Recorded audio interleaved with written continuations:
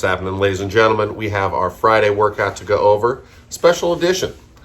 There's actually a birthday amongst the home workout group, Darlene's birthday, and this was a workout that we thought was fun enough that you guys might want to do it too, just because there's some funky stuff, some stuff Darlene's usually pretty good at. If you have a birthday that's coming up, don't be afraid to shoot us an email and let us know as a reminder, and we're happy to write you your own birthday workout. But let's get into this one that we're all going to do. For our format for birthday workouts, we like to use the numbers that are involved in your birthday. So the day, month, year, and the amount of years that you've been on planet Earth, rotations around the sun, etc.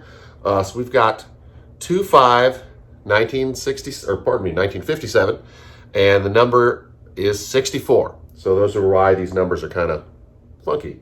February 5th, 1957, 64 years old. So the workout begins with 2 400-meter runs. After you're done with your first 400-meter run, you're going to take a 1-minute break, and then you're going to run another 400 before moving on.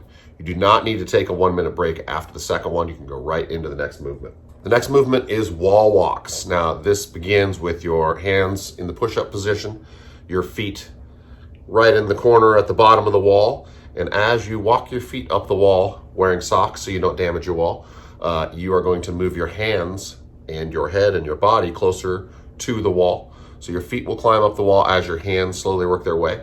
For the RX on this, we typically have the athletes try to touch their nose to the wall, but the scaled version is go up as high as you're comfortable. Not a lot of people are there yet with regards to getting completely upside down on this movement, and that's you.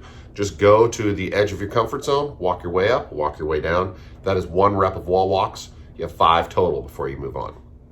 After wall walks, we have 19 burpee tuck jumps. So this is the order: burpee, then tuck jump. You will do your burpee, and instead of jumping and clapping, you will jump, bring your knees all the way up to your chest in a big tuck jump. That is 1 rep of burpee tuck jumps. Got 19.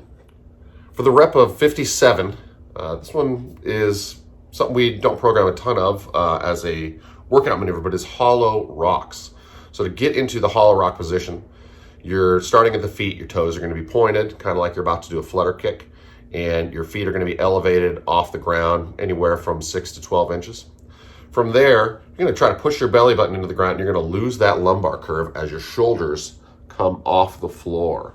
So you're really going to be shaped kind of like a little boat there. Trying to maintain that form as you rock back and forth.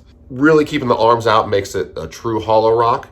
Scaling is to move your hands down, and further scaling is just to bring your knee into your chest and tuck into a ball. That way you've got that real rounded back that we're looking for on this.